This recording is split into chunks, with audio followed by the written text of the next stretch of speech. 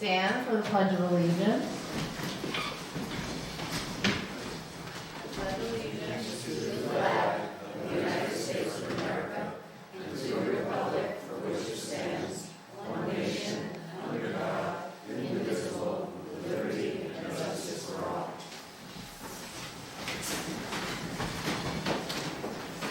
Okay, we'll take attendance.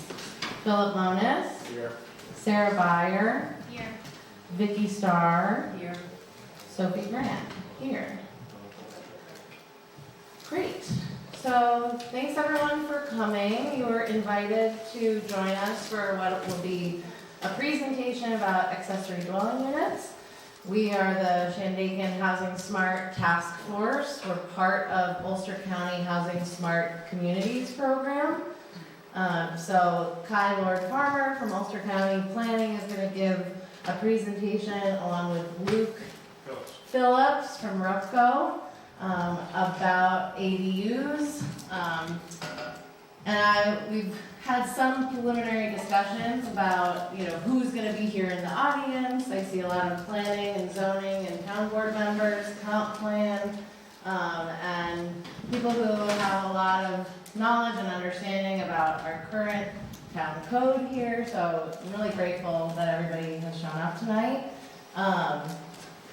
ADUs could potentially give us a lot of housing opportunities. So we're going to learn about that and learn about some programs that we can share with our community. And my hope is also we come out of this with like a shared understanding of what ADUs are and maybe a path towards a plan that we can come up together to make the building of ADUs more accessible for people in our town. So I did just want to call attention to a recent town resolution. If you give me one moment to pull it up. I'm bringing my computer with me today. So, thanks to the town board for passing what's called a pro-housing resolution. So this is a statewide program. And I just thought it would be great to kind of prime us for this forthcoming discussion, to read the resolution for anyone who hasn't heard it, read it, or seen it get read at the last town board meeting. So, because I think the language in it is really spectacular. I'm gonna send it to our comp plan members because I think it's, really reflective of what we want to see. So the town of Shandaken believes that the lack of housing for New York residents of all ages and income levels negatively impacts the future of New York State's economic growth and community well-being. Whereas the housing crisis has negative impacts at regional and local levels, we believe that every community must do their part to contribute to housing growth and benefit from the positive impacts a healthy housing market brings to communities. Whereas we believe that supporting housing production of all kinds in our community will bring multiple benefits, including increasing housing access and choices for current and future residents, providing integrated, accessible housing options that meet the needs of people with sensory and mobility disabilities, bringing economic opportunities and vitality to our communities, and allowing workers at all levels to improve their quality of life through living closer to their employment opportunities. Whereas we believe that evidence showing that infill development that reduces sprawl and supports walkable communities has significant environmental and public health benefits, and whereas we believe that affirmatively furthering fair housing and reducing segregation is not only required by law, but is essential for keeping our community strong and vibrant. So it was resolved. And yeah, the list in there, Vicky, it was to take positive steps to help alleviate the housing crisis and adopt the Pro-Housing Communities Pledge, which we will have us endeavor to take the following important steps: streamlining permitting for multifamily housing, affordable housing, accessible housing, accessory dwelling units, and supportive housing. Adopting policies that affirmatively further fair housing, incorporating regional housing needs into planning decisions, increasing development capacity for residential uses, and enacting policies that encourage a broad range of housing development, including multifamily housing, affordable housing, accessible housing, accessory dwelling units, and supportive housing. So that kind of helps set the stage a little bit. It really speaks to what we're trying to do here on the Housing Smart Committee. And so, yeah, I think we're really happy that that passed and that, you know, as a town, we're working towards these pro-housing solutions. Other than that, you know, things that are coming up, I have flyers up here for our next meetup in April, and that's all about workforce housing, and that's at the Shandaken Inn. So I can email that around, or you can come get a paper version. And I guess we can hand it over, right? Is there anything anyone wants to? Okay, wonderful. Okay, so, hi, Luke, if you want to come up, or however you want to do this. And then I was hoping we'd have time for like a lot of conversation and Sure. Q&As. It's about a 30-minute presentation, so. You all hear me? Okay. Thank you. As Sophie mentioned, my name is Kai Wood-Farmer. I am a senior planner in the Ulster County Planning Department. And let me just make sure my slides work. They do work. And I'm kind of the resident housing planner for the county. I'm pretty new in the position. I grew up in Rosendale in Ulster County, but have been in this position 2 years and working on a lot of different things. The first of which was the Housing Smart Communities Initiative. I think I was here about a year ago, asking the town board to join the Housing Smart Communities program, which they did, and appointed Sophie as a coordinator. And it's really great to see this work paying off with community members coming out and talking about the importance of housing and affordable housing. So I'm going to run through what ADUs are, and then I have, thankfully, my colleague Luke Phillips, who works for RUPCO. We are both helping administer what's called the Plus One ADU program, which is a grant program, bless you, that is focused on giving grants to moderate to low income homeowners to build ADUs that are rented at an affordable rate for 10 years. We just preliminarily granted our first set of awardees, which will be announced soon, but we're hoping for future rounds of that grant funding to come out, and hopefully other sources of ADU funding. And I talk about a couple here as well. And Sophie, what I didn't do, but I would like to do is give a little follow-up in terms of like resources that folks can look into beyond what we're going to talk about here. There are a lot of websites and different pieces to the financing puzzle and things like that. So I'm going to talk about what ADUs are. Hopefully everyone has a general idea. Why, you know, the state, the county, and the nation are really looking at ADUs as one housing solution. It's not a silver bullet.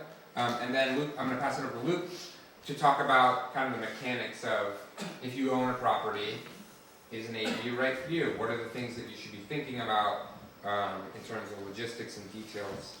And we'll try to get under 30 minutes. So just some quick housing facts. You know, as we're all probably experiencing or seeing or know someone who's experiencing, rental costs are going up. Average rent for 1 and 2 bedrooms apartments have increased approximately 40% over the past 10 years in Ulster County, while wages have remained stagnant or declined, specifically for renters. More income is going to housing costs. Approximately 12% of owners in the county and 29% of renters are spending more than half of their monthly income on housing costs. What we consider and what the state and the federal government considers affordable housing is if you are paying 30% of your monthly income on housing costs, it is considered affordable. If you're paying 50% or more of your housing costs, income on housing costs, we call that severely cost burdened. And so that's a good portion of our renters as well as owners are severely cost burdened. And then an even higher percent of that are paying somewhere between 30 to 50%. I think it's about 50%. 1 in every 2 renters in the county is paying over 30% of their income on housing. We've also seen an enormous increase in average home sale prices, 70% over the past 4 years. County median home sale price in 2019 was $245,000. In quarter 3 of 2023, it was $458,000. So, you know, housing wasn't necessarily affordable before, but right now, more and more residents are getting locked out of home ownership. And that's why we're talking about ADUs as one housing solution. Obviously, there are others as well. What is an ADU? ADU stands for accessory dwelling unit. There's kind of 2 types that we like to talk about. They have different names, but the first is an attached or an internal accessory dwelling unit, and that is essentially when you take part of your home and you convert it into a separate unit, whether it's the garage, the basement conversion, part of your living space like a bedroom, and then the other part is detached or external, or sometimes called standalone ADUs. And that is where you're taking either an existing building, like a standalone garage, maybe a tool shed, maybe a cottage on your property, and you're converting that into a new dwelling unit. A new dwelling unit has a pretty specific definition, but essentially means living quarters, somewhere to sleep, kitchen, bathroom, all separate from the primary residence. They're also called different things depending on where you go, even in Ulster County. So a lot of the municipalities here, and I think in Shandaken, they are called accessory apartments. We see them called in-law units, granny flats, backyard cottages, many different names, but all essentially the same thing. They are gaining popularity. This is just a snapshot of internet searches for ADU from 2018 to 2023. So I would say this correlates directly with our housing crisis. As our housing crisis is getting worse, more people are looking to ADUs as a solution. This is an interesting one.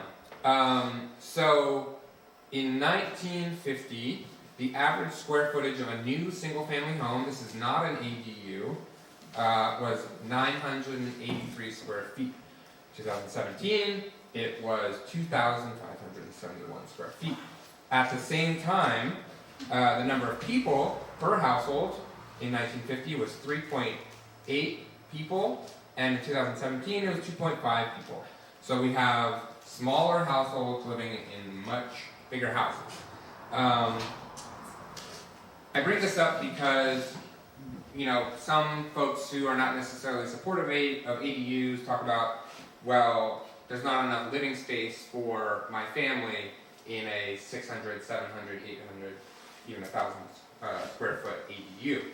But in reality, you know, a couple generations ago, we were living in smaller homes with more kids. So I think if they're well designed, there's plenty of room to house everyone. What are the benefits of ADUs? So, from a planner's perspective, we're thinking about the individual home and the individual homeowner or renter, but we're also thinking about impacts on the environment, impacts on traffic, all the kind of municipal or community-wide impacts that different planning decisions have, different zoning decisions have. So first, I mean, my main job is focusing specifically on the housing supply and the affordable housing supply. So this ADUs as a solution are bringing more additional units of rental housing online. They are lower cost because typically they're smaller than a new single-family home, so they're lower costs to build. And then there is a community familiarity and experience with ADUs as well. There's a community benefit, which I'll get into in a second, but more and more people are getting used to the idea of ADUs.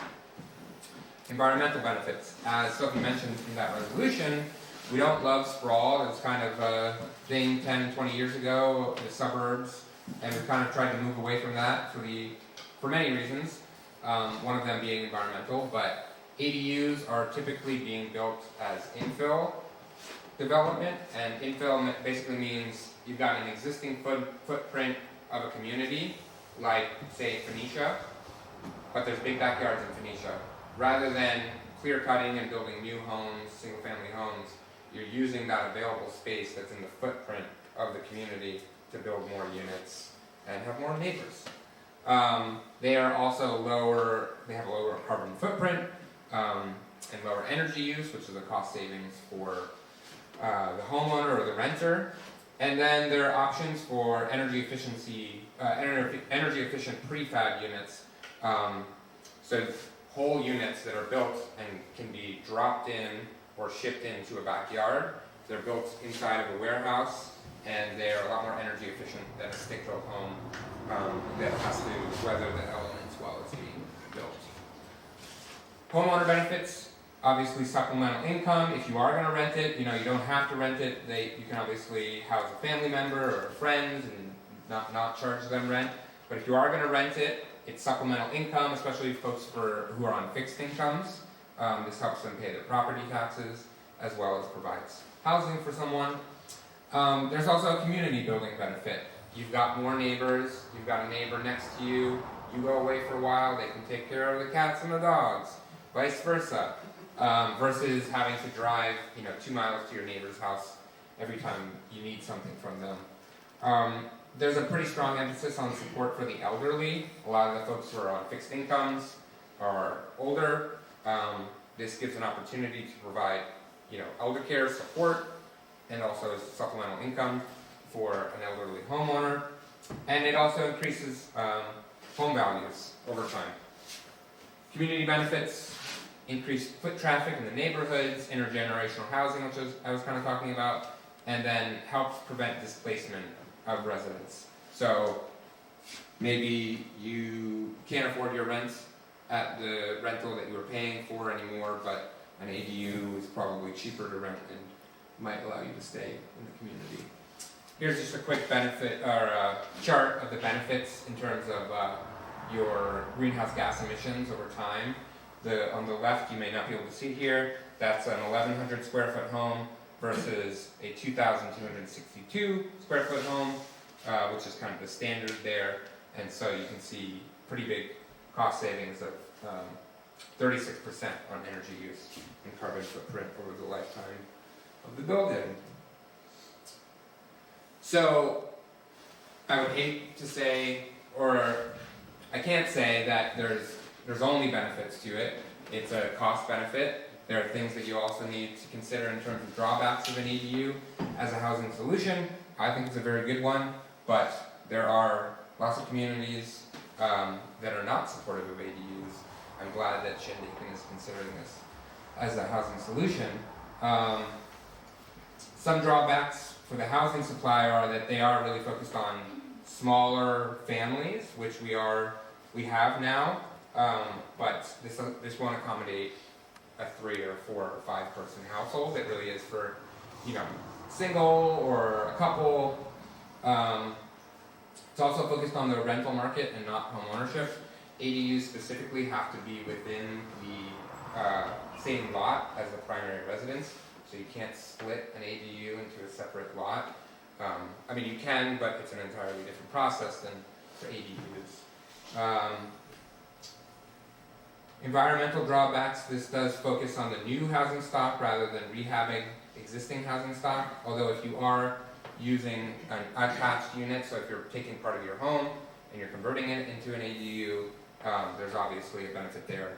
You're not creating a footprint from that. Homeowner drawbacks, and I think Luke is going to get into the details of this a little bit more, but there's reduced space and privacy. People love single-family homes. They love their privacy. Having a neighbor very close to you is a drawback in some cases. increased property values.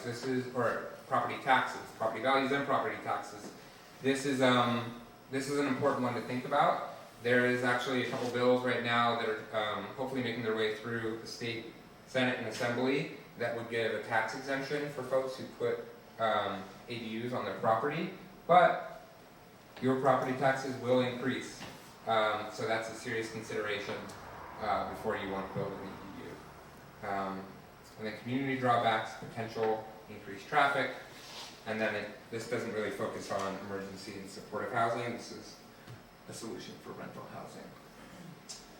What are some barriers to ADUs that Shandaken might want to think about in terms of allowing or what constraints are there? Zoning code can be pretty restrictive in what is required to build an ADU in terms of space, in terms of limitations, maximums or minimums on square footage. Septic system capacity, I know that's a big issue in Shandaken in general. If you don't have public and water and sewer, which Shandaken does not, there's a pretty limited capacity because septic systems are built for the number of bedrooms in a home. If you're going to add another bedroom, there may not be capacity for that. Parking requirements, which are part of the zoning code, and then privacy issues as well, which I mentioned. So before I wrap up, I just wanted to highlight what exists now in Shandaken. This isn't the code exactly, but this is generally the requirements for what is required for a detached, and then I'm going to go into an attached ADU. But those R5, R3, R1.5, HR, those are all the zoning districts in Shandaken where ADUs are allowed. So it's pretty, favorable in terms of which zoning districts allow for ADUs. It does need to comply with the minimum setbacks for the zoning districts. So setbacks are essentially how far back from the road a structure can be built. So that if you have a small lot or if it's close to the road, there may be some limitations there. This one is interesting, a minimum of 2 parking spaces for the ADU in addition to parking required for the principal dwelling unit. So most zoning districts have a minimum parking requirement, so if you're going to build a new single family home, you've got to build 2 parking spaces for that. In Shandaken right now, you need an additional 2 parking spaces if you'd like to build an ADU. So if you have a smaller lot, if you don't have a lot of space for parking, this is likely a limitation. I would suggest, and we can work with the housing committee on potential recommendations for updates to ADUs, but I think this is one that could be limiting for the town. 1 accessory apartment per lot. This is pretty typical. You don't want to have, 1 primary residence and then 5 little houses in your backyard. There is space for that in some cases, but I don't think they would be accessory apartments at that point. And then conform to the minimum lot area requirements of the district.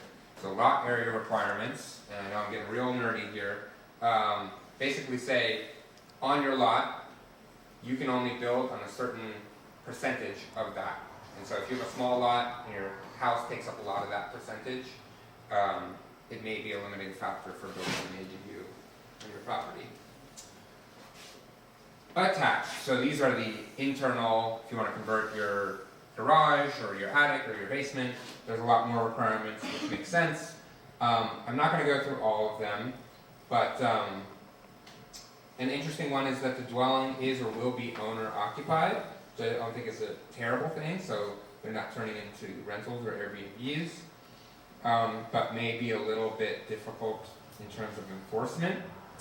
Another interesting one was only 1 exterior front entrance. So if you have a home, you want to convert it into 2 units, you can only have 1 entrance in the front. And it makes sense, you want to preserve community character, you don't want to have a lot of strange looking buildings necessarily, but that may be a serious constraint if you need to have your entrance for your ADU in the front. What else? One accessory apartment per principal residence. That makes sense. You don't want to convert a single family home into a bunch of apartments necessarily that don't have enough space. Lot must meet area and bulk regulations. I mentioned this before, but this also might be a limitation. I bolded the ones that might be limitations. Again, a minimum of 2 spaces per dwelling unit on site. You know, again here, like, if you're building a studio apartment, ADU, or even a 1 or 2 bedroom, do you really need 2 parking spaces for that? Or is there an opportunity to potentially, you know, the person in a single family home, it may just be one person who has 1 car, who has 2 parking spaces already, so why do you need 4 parking spaces for 2 people? As you can tell, I don't love parking. And then this is a big one. Approval has to be granted by the Ulster County Health Department for any on-site sanitary and water supply systems. So anytime you're going to build an ADU, you have to go through a health department check to make sure that your septic system has enough capacity to accommodate another dwelling unit. So this, I think, may be the biggest limitation for Shandaken specifically in terms of building new ADUs, not being on public water or sewer. But I think we can talk about it. There are ways to not get around it, but adjust things. A couple more things before I invite Luke up. We did an ADU design competition with the City of Kingston. There's going to be a set of accessory dwelling unit design construction plans that are going to be freely available for anyone in Ulster County to use and download from the Ulster County website or the City of Kingston website.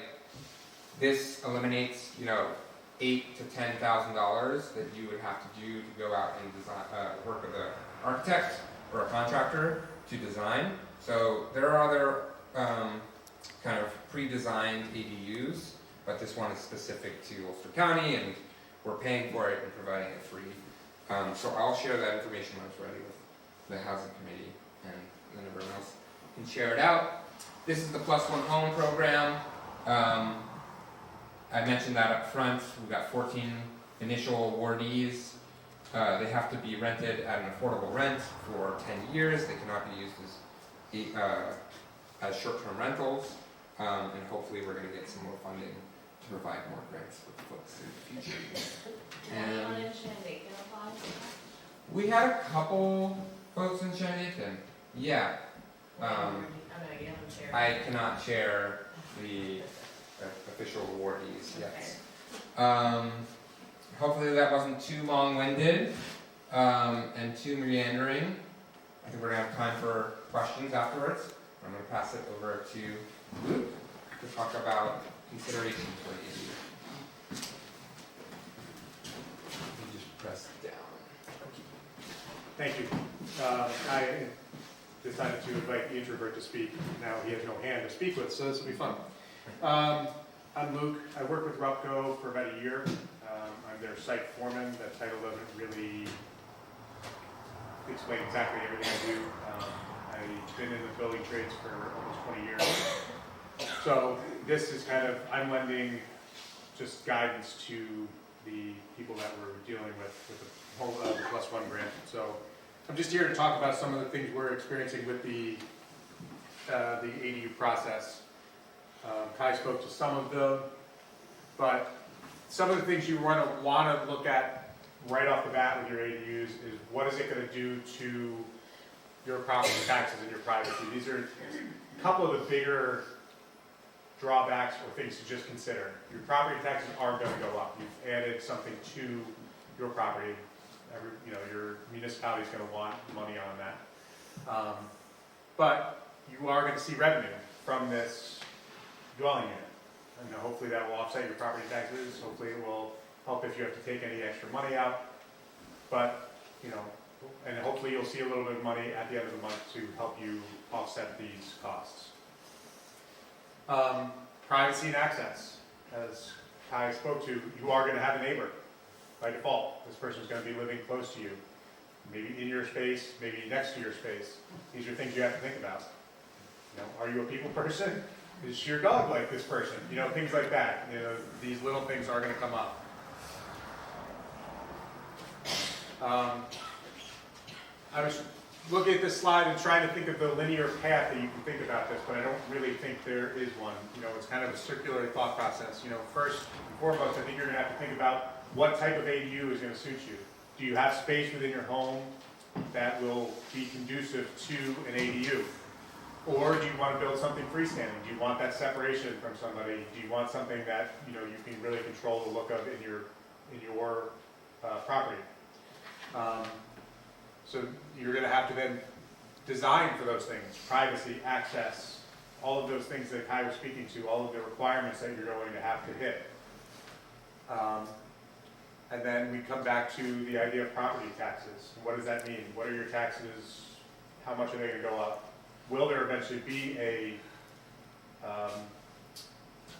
credit or a tax break given by the state for these programs? And then it's the education of becoming a landlord. I don't know how many of you, or if any of you, have rental units at this point, but there are certain, you know, things that you're going to have to just learn about and become versed in. You know, there are online resources for that, but I am not a landlord, but I'm sure that being a landlord comes with its caveats. I know that I work for a landlord.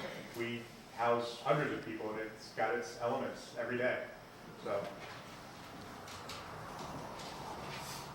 this was just a snapshot of what you can expect when you start looking into this. It's not just building the space. You have to look at the design and planning and the fees that your municipality is going to levy on you for the permitting and for any, you know, curb cutting and things like that.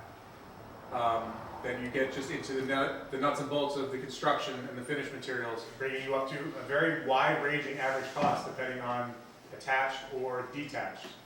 You know, we're looking at numbers ranging from 60 to 200,000.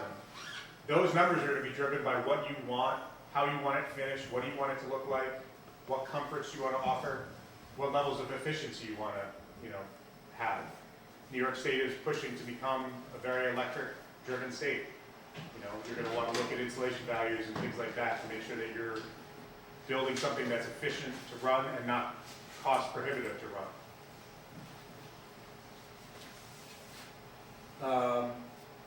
Don't check the math on this. I changed that. Oh, you did change it. Okay, all right. Check the math on it. That's all good. This morning it was not good. These are, again, estimates. There's no guarantee that your builder is going to hit those numbers. I know that potentially one of the awardees I've been speaking with, they're looking at doing a garage that'll have space on the bottom for them and the tenant use and the ADU above it. They're willing to fund some of this out of pocket to do that. You see that you can save, you know, you may spend more upfront, but you may get some personal benefit from having an ADU in your space. You know, but these are real considerations, and you have to do your research from the design process all the way through to the construction process to see where you're going to land as far as dollar figure. And there is a lot of homework that goes into it. You know, I'm not going to lie. You know, if you've ever built anything, you have to do a lot of that process ahead of time to really get the ball rolling. We started looking at how do we educate people about what are the different requirements. So I started to put together kind of a checklist. You know, these are things that you're going to have to talk to the building department about if you don't know already. I mean, Ty covered a lot of the things for Shandaken, but it is those parking requirements and minimum square footages. At some point, New York State may have their own ADU law. It has been in the assembly for a number of years now. New York State may say that every municipality has to allow ADUs. It is not there yet, but that day may come. So, and at which point the municipality can have more eased regulations, but they can't prohibit you from doing it, and they can't go past New York State's regulations on ADU. But right now, every municipality has their own say on what you can do. Again, Kai touched on this, but I don't think he touched on the fact that we're seeing that a lot of people are going to have surveys done if you're doing this, unless you have a survey map in your possession or there's one within you know, the records office in your in Shandaken or wherever you may live. Lot coverage, fire protection and clearance, that's something that, you know, you may need to have a certain distance if you're doing a freestanding unit. What is the access for fire department and emergency services? These are things that every municipality is going to weigh in on. You know, if any of you have ever served in the fire department, I know you have a volunteer service here, you know, giving them all the access you can is the best thing you can possibly do. Basement units, head height is a big constraint if you're trying to renovate an older basement. You know, there is an addendum to the code that says you only have to hit that 6'8", 80-inch head clearance from finished floor to finished ceiling. You know, normally it is a minimum of 7 feet, but within a renovated unit, you are allowed to do less. But you have to look into those constraints. I think there's still the head height restraint on that stairway too, which is always a sticking point for older homes. So those are things to look at. Egress is a huge one that I'm seeing. You cannot get away from the fact that you have to be able to get out of a bedroom. The window has to be a certain size, and you have to be able to get out to ground level. So you're going to have to have a window well or a walkout basement or something like that if you're going to convert basements. They're not the cut and dry thing that everybody thinks they're going to be. And obviously, fresh air quality, fire separation from mechanical spaces. If you're, you know, if you have mechanical spaces in that basement, obviously you're going to, but you got to separate them from the living space. The other thing is light. You know, think about, you know, kind of you're going to need some light coming into that space to make it feel like a home. Electrical utilities, you know, again, you're in a state that is really trying to push electrification of all of these spaces. Inside, you know, if you're converting a basement or a garage, maybe you can use your existing service. If you're doing an accessory dwelling unit, it might be a little bit more challenging. You know, that is something you have to discuss with an electrician. What can you pull off of your existing service, or are you going to have to bring in a new 200 amp service? Does that mean a pole? Does that mean an underground trench? These are all things to keep in mind. And then the big hit here for you guys is sewer system, septic, things like that. What is it going to take to engineer a system if it needs to be brought up to a higher level of demand? Do you have the expansion zone, or do you need to come up with a new system to handle that? You know, these are, you know, you are in the watershed, I believe, right? So you have to deal with them with DEP as well. So there's another hoop that you may have to go through. And then water and heating systems, pretty straightforward. You're going to do tank or tankless. You know, if we're electrifying, tank makes the most sense. I know there are some tankless out there. I don't know what their efficiency ratings are. I pay a lot of attention to them. And then how are you heating and cooling? You know, heat pumps, the mini splits in these smaller micro units seem to be the way to go. That may not be everybody's choice. They want to do something else. You know, there's always ways to do things. So, and if you're in a basement, maybe you want to tap off of an existing hydronic system that you have. That's totally well within your rights. You know, so it's all about you are driving this cost, and all of those decisions are going to be what control those costs, or you know, bring those costs up. And that's it. I'm the easy part. So if anybody has questions, I'm happy to answer them. I'm sure Kaya is as well. So That was under 30 minutes. Good job. All right, well, thank you both.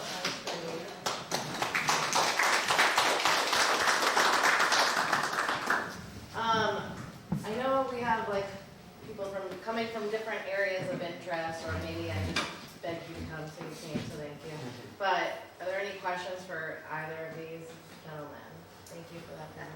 What are housing vouchers under the landlord considerations? oh, I did, yes. Housing vouchers. I'm just gonna repeat the question, just so people at home can hear it. So the question was, Maybe these guys want to sit up there. do you wanna Oh. sit? And then we can put this mic for the Then you could audience. sit by those two mics Oh, yourself. That way you guys can sit down. Yeah. And then this Okay. mic could be put This up could be there. do you wanna come up and say your question? Okay, I'll repeat your question. Do we get to run the town now? Yeah, there you go. That's on the Yeah. tapes. Okay, so the question was, do you mind repeating? What are housing vouchers? What are housing vouchers? Housing vouchers are what are commonly referred to as Section 8 vouchers.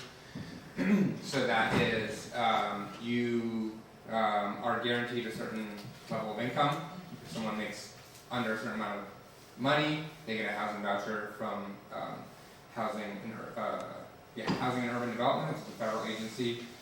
So it's definitely a consideration. There's a long list of folks in Ulster County that qualify for housing vouchers, but they cannot find housing in their communities landlords who will accept their housing vouchers. There's a strong stigma around Section 8 vouchers, but the reality is that these are folks in the community who just may not make as much as us, who are good tenants, but they are just in a situation where no landlords will accept their vouchers. So I put that up there to say, if you are considering building an ADU, consider housing vouchers as an option.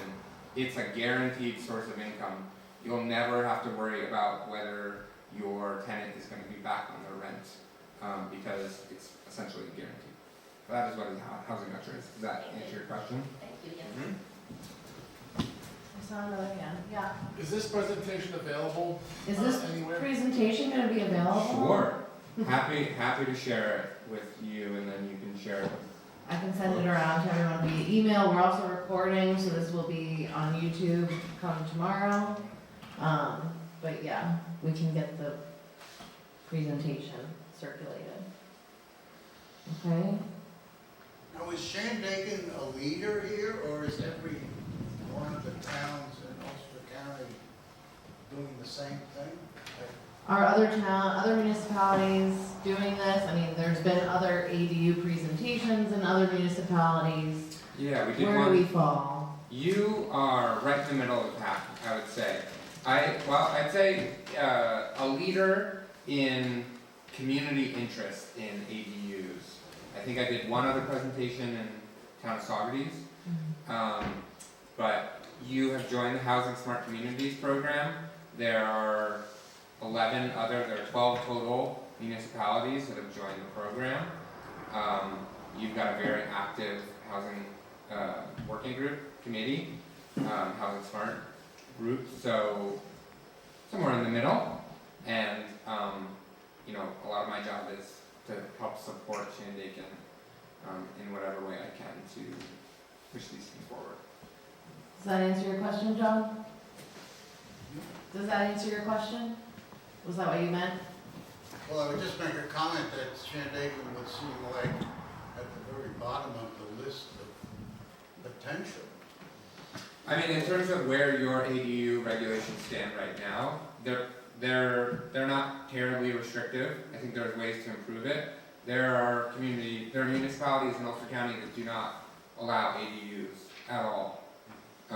Here, I think there's a special use permit, so you go to the planning board with a special use permit and get approved for the process. There are communities where they are permitted by right, which essentially means if you meet the zoning requirements, if you meet the lot area requirements and the setback requirements, like you've got a big enough lot for an ADU, you don't need approval from a planning board.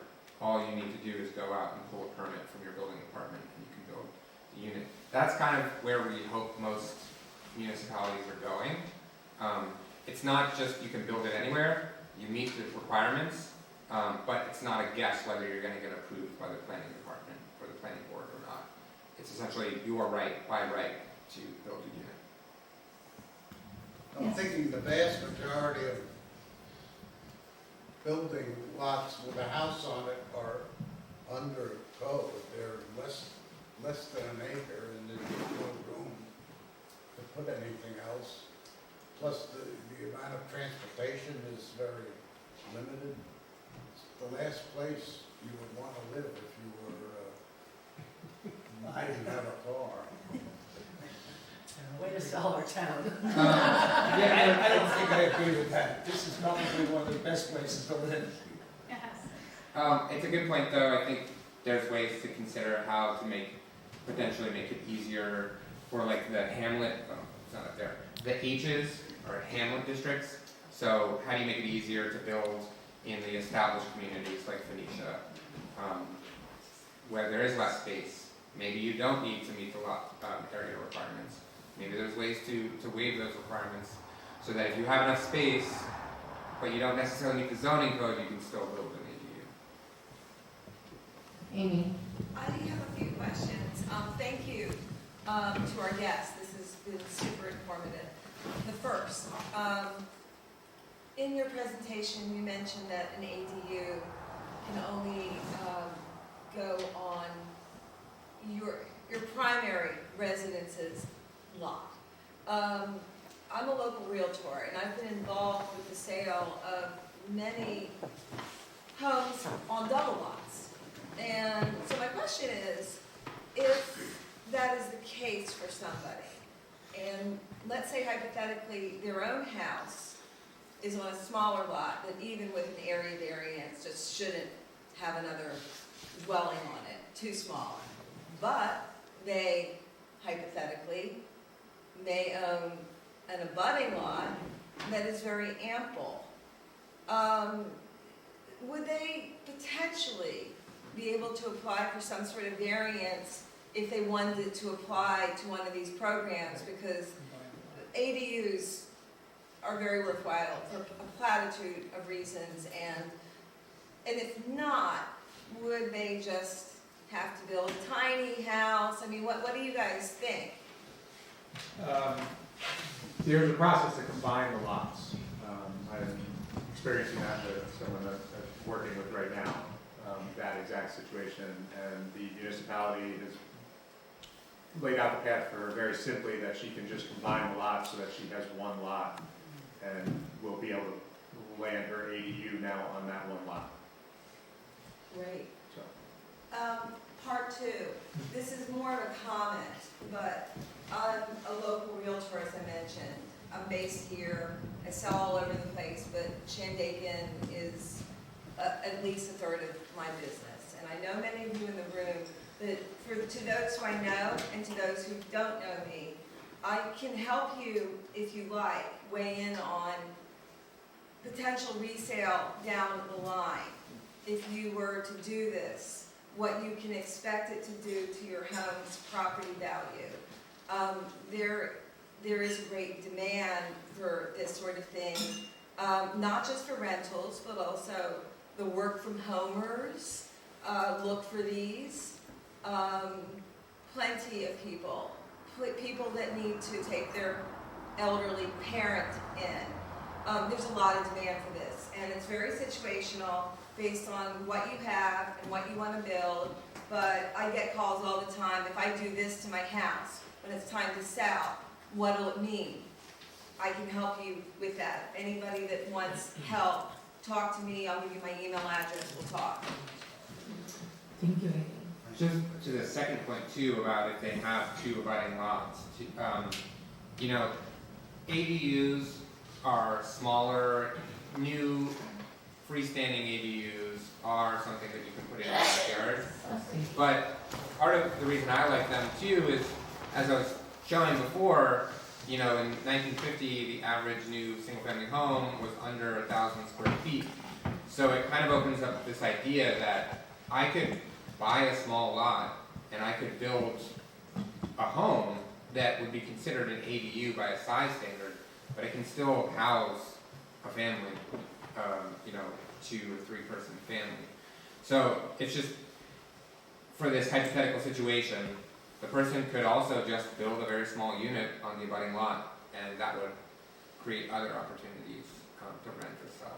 The only thing is, in that scenario, the main reason I asked the question, I do know a little bit about conjoining lots, but the main reason I asked was because of these grant programs and also potential tax exemptions.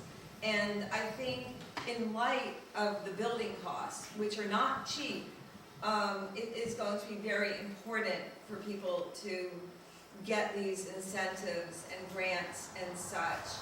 And it sounds like, This one is really focused on ADUs.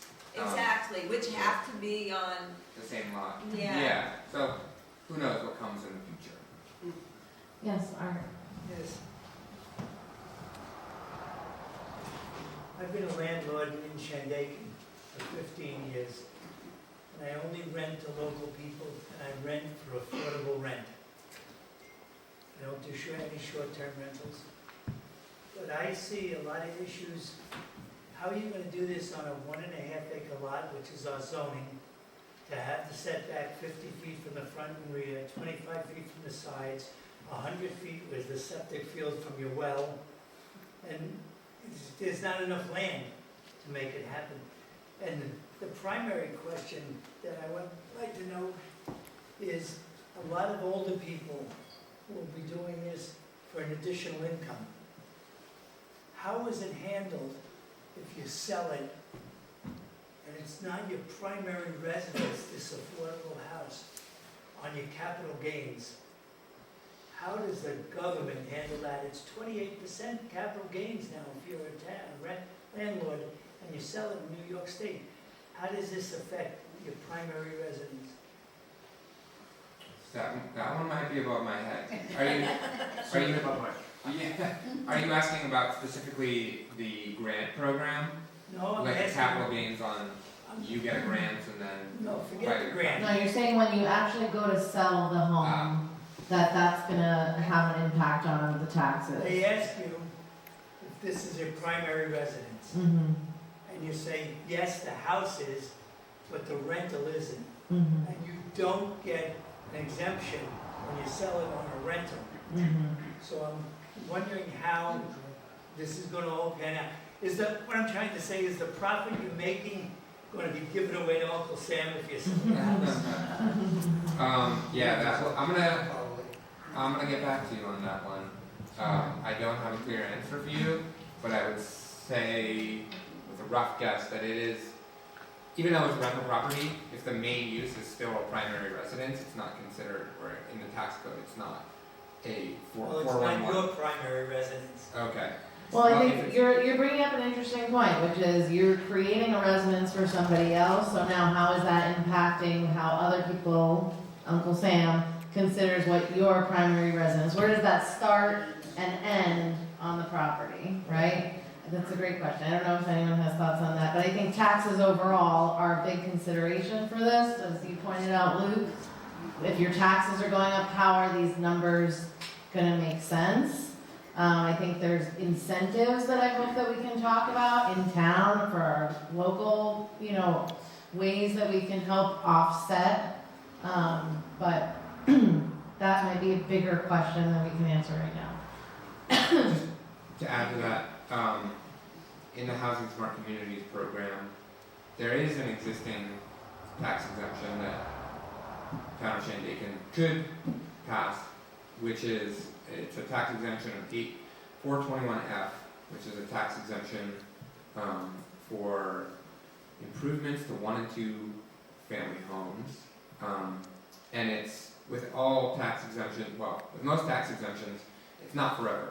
There's a sunset period, so I think this one is 8 years. So you go from 100% tax exemption back down to 0. So it's not like the town is never going to see that property tax revenue again. What you're doing is you're helping a homeowner who just laid out $100,000 get a little bit of break in those first couple of years on their property taxes, so they're not taking the hit right away. They can start creating some rental revenue, and then over time, the increase that would have come on your property taxes from that additional unit is spread out over a longer period of time. So we have information on the website about that Okay. particular. I can try and share that with you from the website. Yeah. Anyone on this side? Oh, Will, yeah. Was there someone on that side? No, I thought maybe I mentioned it. Is there any plan, I don't know whether it's something in your program or what Albany is producing, to either prepare these newly minted landlords or maybe even protect them from the kangaroo court system that is landlord-tenant law in New York? I mean, it's one thing to be a landlord and have a building and be able to afford an attorney when you get a deadbeat tenant, but people could lose their homes. If you have one tenant who's decided not to pay their rent and gets one of these taxpayer-funded attorneys that knows how to work it for years, that happens. And the money that you're showing there, $180,000 to build an accessory unit, that would, at $1,000 a month, that's 15 years to pay off. I finally got my money. Why would somebody who's thinking about this as an opportunity for themselves want to do this? Because from what I look at it, it's bleeding and with the possibility of a severe wound. Landlord-tenant law in New York is so fraught with so many dangers for landlords that you need to be prepared, and there needs to be some kind of guarantee that they're not going to get like just completely cleaned up. I know people who have buildings throughout Shandaken with apartments upstairs that they will not rent out. I'm gonna just quickly rephrase just for audio purposes. So, given the climate and given the challenges of being a landlord and the costs legally associated when you might have issues with your tenants, how can the math actually work so that somebody can invest in building an ADU or creating an ADU on their property without, like, how do those numbers work? Or what have you seen? Yeah, well, I guess at first I'll say, with the +1 ADU program, we are partnering with RUPCO, and so for all the homeowners who are receiving that grant, there will be, a relationship with RUPCO through that 10-year affordability period. They will also be doing some training with these new landlords about their rights and responsibilities as a landlord, what you have to go through if there is an eviction proceeding, hopefully not. But you do bring up a good point that, part of what we were trying to do with this presentation is that it's not nothing to become a landlord. There are risks involved. There are also benefits involved, but you do need to consider all of the risks. And I think to the point about $180,000, that's on the high end. So if you are worried about, the payback period or the amount of your monthly payments on a mortgage or a construction loan or something like that, maybe you opt in for something that's a lot more affordable so that you do have some wiggle room. We don't have any ability to change the court system and the tenant-landlord protections in New York State, so I think that is something to consider. I think also, to a certain degree, there is a little bit of, I don't want to say overhyped fear, but there are a lot of good tenants and there are a lot of good landlords out there. There are some bad situations. They get highlighted as, kind of the worst case scenario, what ifs. But I think generally, in terms of like the question of why someone would do this, you can think about it just financially, but I think there's like a community benefit to providing housing for folks as well too. And I think if you treat your tenants well, there's a higher likelihood that you won't get into a situation where you're going to have to go through eviction proceeding. Can I just add, I just think that some people have the stomach for being a landlord and some don't. I've had long-term tenants for 20 years, 2 different sets of them, and I've never had a problem, but I've had plenty of people say to me, oh my God, you're a landlord, I would never do that. So I think it's just personal. Well, I just want to add one thing to that. Thank you for sharing. And I think it's an important question, Will, because I think a lot that is keeping people from entering that space of being a landlord. And things that we've spoken about in the housing committee is also how can we be part of some of the good PR campaigning that needs to happen. There are plenty of amazing examples in Shandaken of people who are fabulous tenants and have a great relationship with their landlord.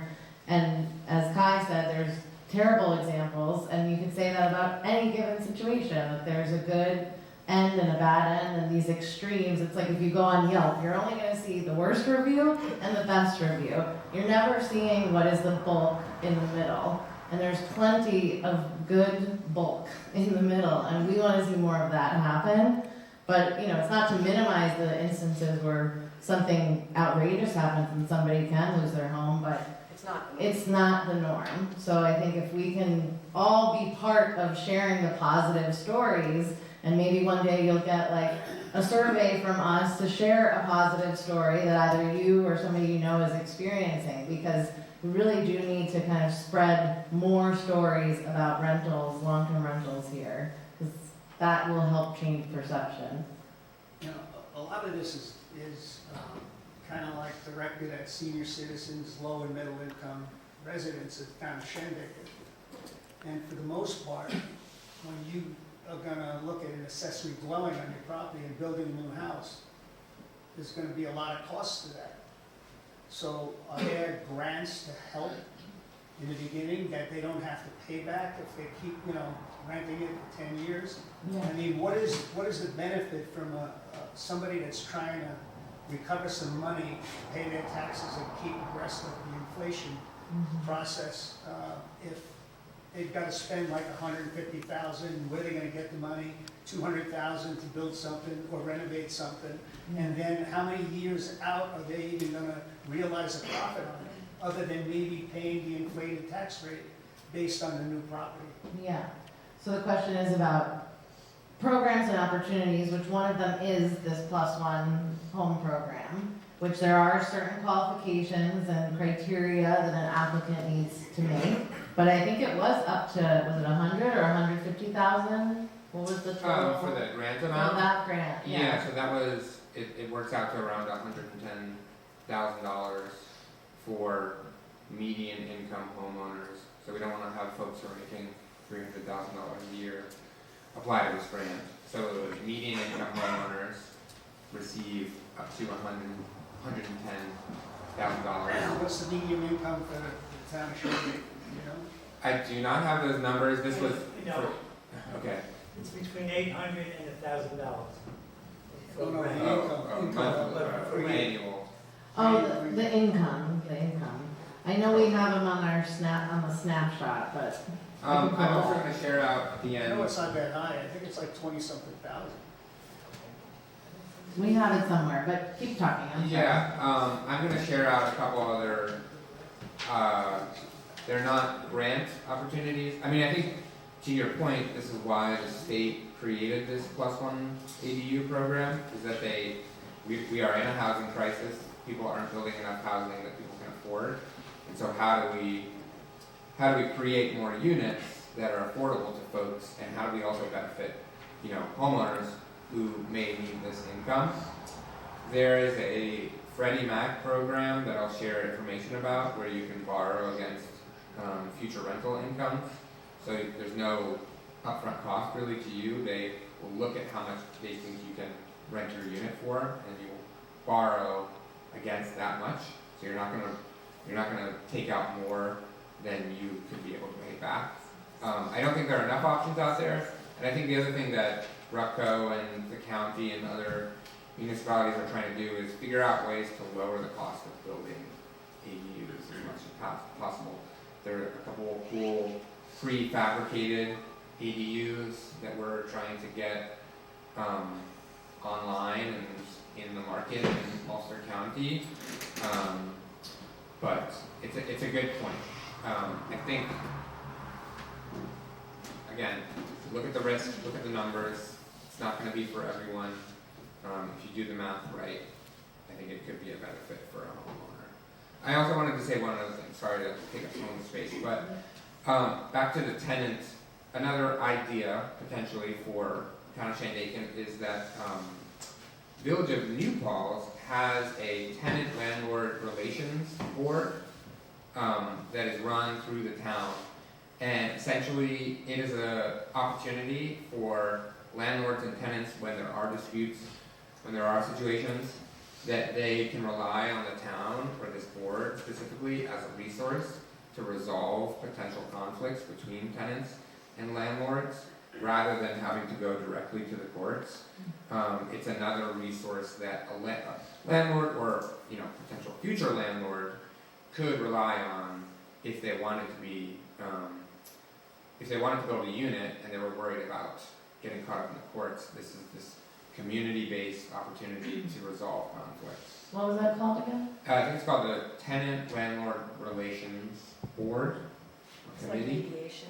Yeah, it's essentially mediation, and it's done from representatives who are landlords in the Village of New Paltz and tenants in the Village of New Paltz too, with some like professional help as well. So just another thought.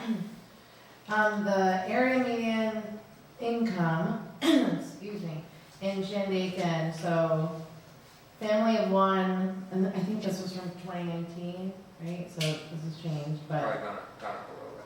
Family of one and one income AMI is 58,600. Family of two with one income AMI 67,600. Yeah. Family of three 75. I'm reading this right. This is not wrong. Yeah. Okay. So these are, this is a snapshot. So, but when we talk about like the affordability, that it's a percentage of that. It's not to that necessarily. That's just the median of the area. But that's, you threw a ball up and it hit a Shandaken resident. That would be like the typical income that they're making, median, the most people. so we can share that. That's available on the Ulster County Housing Action Plan website. You scroll down, each municipality has a snapshot, and you can see some of this somewhat outdated information, but it still gives you a real look at it. It's Sorry, did you also on want the to ask? Shandaken website.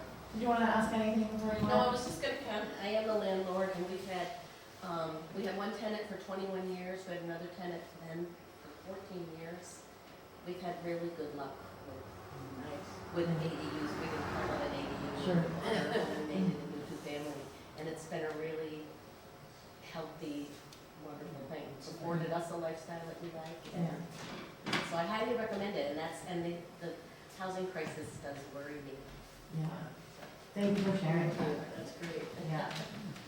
Great. One of the Steen brothers back there? Yeah. Hi, Sophie. Hi. I just wanted to ask, with the grant for the +1, is there any match required by the homeowner on that? Is there a match required for the +1 There's program? There's no match required. This is a pilot program from the state. They set this amount of $110,000. In a lot of cases, we're finding that you can't build an ADU necessarily for that amount of money. So there may be situations where a homeowner needs to take out an extra $10,000, $20,000, $30,000. But the large majority is covered by the grant, but there's no match. And just to be clear, I want to make sure I'm clear, an ADU does not necessarily have to be what would be considered affordable housing, correct? For that program? So yeah, But for the grant program, it does. yes, for the grant program, it does, for 10 years. So it's essentially, you get $110,000, the state gets a affordable housing unit for 10 years. And affordable, I think for a one-bedroom apartment, It's about $1,000 a month. so it's not nothing. Yeah. Okay, anyone new? Mary? Well, I just wanted to say that my husband and I were going to apply for that program, and we really, did a deep dive into it, and I thought it was a great program. Our house, when I bought it, it was 2 small apartments, but we had 4 kids, so we lived out the kitchen downstairs, used the whole house. Now all the kids are gone, we thought we'll do that again, but unfortunately, they counted our IRAs. We always miss it by this much. But anyway, I just wanted to say, we were always great tenants. So if you're gonna be a landlord, screen your tenants. Plus $20 to do a background check. If somebody's bouncing around from house to house every 2 months, you don't rent it. Second thing was brought up about your capital gains tax. If you're gonna do something like this, you need to find out what you're getting yourself into. And I'm not gonna swear to it, I know a lot about income tax. but I'm sure there's a formula for that with the IRS. You're gonna say 35% of the house is rental. So you're gonna get 35% off on the capital gains. You know, they're gonna prorate it. So, but anyone who's doing this just needs to do their homework. I think it's a great thing. I hope they do it again so that when my husband actually retires, we might qualify for it. And over in Margaretville, they did this thing with townhouses, and Mark Project ran it.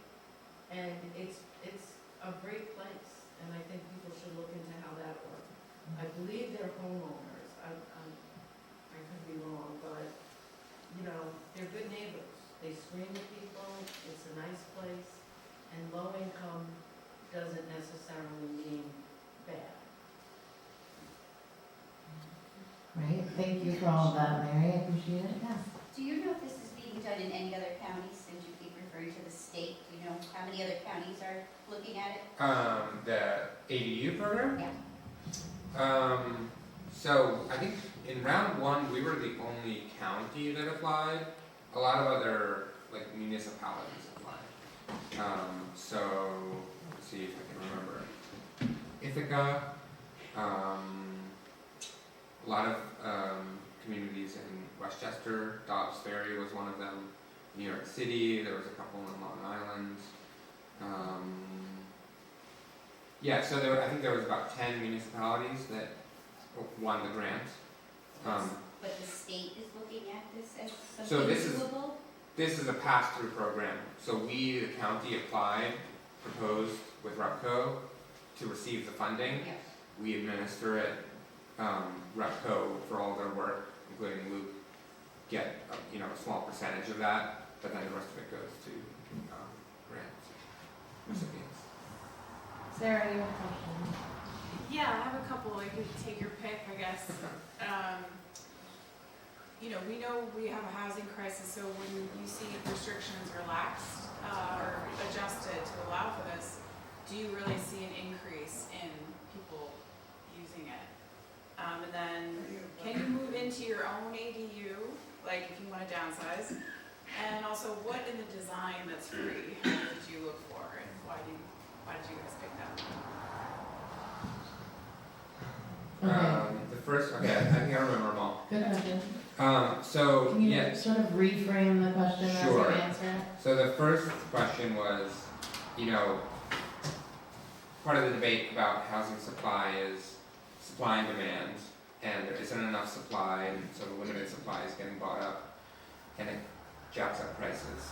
So if you ease restrictions on number of units, where things can get built, you're easing that tension and releasing that pressure so that more housing can come online. And the question is, if you relax those restrictions, do you see affordability increase, or do you see more units? I think generally from what I've read, this idea is maybe 10 years old. I mean, longer, but really being enacted maybe in the past 10 years, and the first results are coming back, not necessarily from communities as small as Shandaken, but Minneapolis did this a long time ago. They essentially got rid of single-family zoning, so you can allow duplexes, triplexes, fourplexes, which is 4 units, townhomes, in all of their city, and they've actually started to see rents and home prices start to come down over time. So there is some evidence that it does work. I think it's like a little too early to say definitively how much it works and what exactly works, but generally the idea is, I'm sure Luke can speak to this, there's the cost of labor, there's the cost of materials, but then there's a lot of restrictions on when or where and how much you can build. And so if you reduce one of those restrictions, you're reducing the costs overall. Mm-hmm. The second question. There was one about if you build an ADU, can you then move into it and then rent out your primary residence? For the ADU program, yes, yeah. And you don't have to rent it either. You can provide housing for a family member, or a friend. You know, we're encouraging folks to provide affordable rentals. But yeah, one strategy that I think a lot of like older homeowners are thinking about is, I have got a 3-bedroom or a 4-bedroom house. And I'm 1 or 2 people now. You know, I'm an empty nester. I'm gonna build a small ADU. I like where I live. I'm gonna move into the ADU and I'm gonna rent the bigger unit for, you know, probably a considerable amount of money, and that might cover my taxes and give me a little bit more in my retirement. We missed one, but. The design of the Oh, the design. one you picked, why? Well, I can't speak to that, and that was driven by the city of Kingston, right? We had a part in it too. You do, okay. So, Well, you weren't on the. I wasn't on the. You were on the. So, you can point to me all you want, but. Is this the one where you can share the design with them? Yes, we're gonna, yeah, once it's done, the winner that we had, I think we had 18 different proposals for designs. They're all on the City of Kingston's website. So you can contact those architects if you wanna go out and use that design. But we were looking for privacy, energy efficiency, and affordability. So we were trying to get the price under $110,000. It ended up being around $120,000. But the design is also aesthetically pleasing too, so it's not going to be an ugly brick that gets plopped in someone's backyard. Yes, Vivian. You had mentioned prefab ADU structures, and then I noticed there's a lot of, on the budget is for design. Does a prefab ADU cut costs in any way? Does it make it more expensive? What have you seen? There's a number of things that I've seen so far. I've seen them as well. There are companies that are converting shipping containers to ADU units. If, you know, that is one route people are going. There are companies that make full prefab structures that are 500, 600 square feet that come panelized and then get assembled by a contractor. The pool is almost bottomless. I mean, the age of the internet, and you search ADU and, you know, any number of micro plans come up.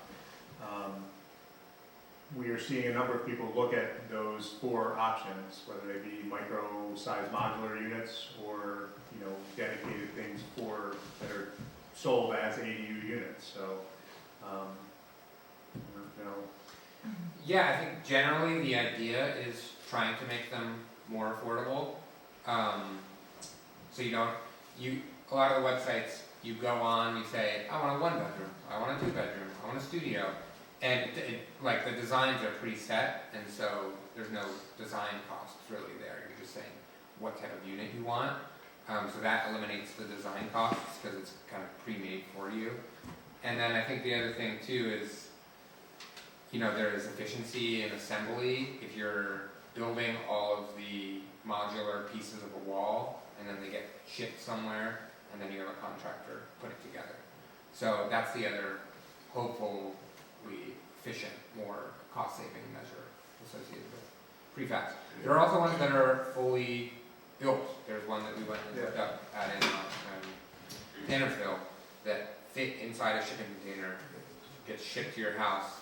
You put it on, you know, foundation or pillars, and then it's pretty simple. Do you see any issues with zoning or fire safety or things like that? The one in Tannersville got through pretty easily, I believe. They were also having a person right down the road build a container home, which sometimes has some resistance. So I think that's a municipality-dependent question. I do know that the one kind of speaking about, the individual that's kind of spearheading that has gone back to the manufacturer and has taken some feedback that we gave him and has had another unit produced that's meeting all building codes to the highest possible level that they can get. So he's really striving to make these units affordable and up to a good level of code, so to meet these requirements. Does that come within the budget of the +1 grants, for instance? I mean, I don't wanna speak with a lot of authority, but, he was looking at somewhere around $40,000 for those units. So, yes. That's Yeah. the unit, that, you know, there's still site work, there's still utilities, but, you know, it is, they're out there. That's pretty chill, right? Yeah, and that's kind of where the trend is going, is as more and more companies are doing this, they can figure out ways to save costs and have prefab units that are fully constructed be built for a lot less money. That's some of the things that I was just gonna add to this portion of the conversation, which is like, some things feel really cost prohibitive right now, but I think it's also of the moment, and it's still, we're still in sort of that early wave of ADU thinking, technology, and there are only more opportunities that are gonna be presented as time goes on. So it's like, how can we set up our municipality to be ready for when these things are really affordable and available in a way that can significantly impact the economics of what we have going on in our housing crisis here in Shandaken. But, you know, we're in those early phases, it feels like, so. I would also just say to any planning board members who are here, or just the planning board in general, think a little bit more progressively and outside the box to the degree that you can about ADUs and possibilities for variances and things like that for new designs that may not, you may not have seen before, but they do exist in other places or in other states, and so they're meeting code. It's just a new concept for this area. Yeah, and that's part of the goal of tonight, is like getting a lot of people in our town from different committees and offices in one place to kind of have this conversation. It's hopefully the first of many. This is just one informative way, and we're really appreciative that both of you came to do this with us, but it's like up to us to kind of figure out, what do we do with this information? How can we work together to create the circumstances that can allow for more housing?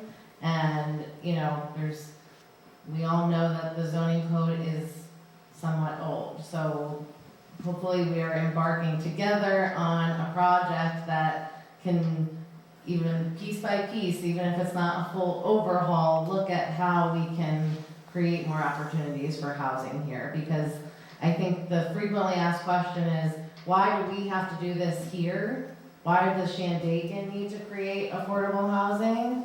Go somewhere else for it? And quite frankly, it's just not an acceptable answer, or even a question or notion. We need housing here, and we need to be creative about how we're gonna create that. And we need to really work together to open our minds to what is the community that we wanna live in? How do we wanna, create conditions that are gonna allow us to have a community, that are gonna allow us to have service providers, healthcare workers, home health aides, baristas and bartenders. We want one of everyone, right? And we can't do that if everyone has to commute over an hour to get here for a wage job.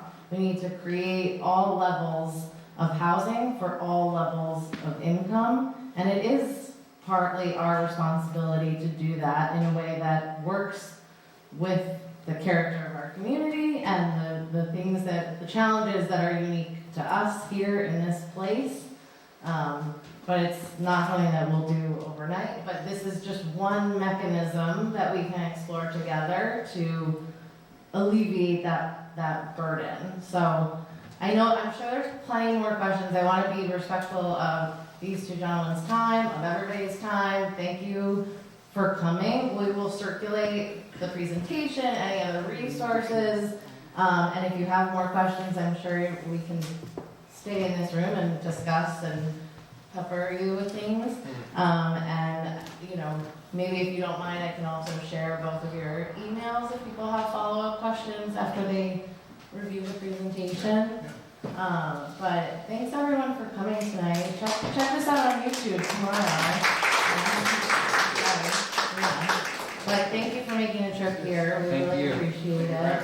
Yeah. And we'll hopefully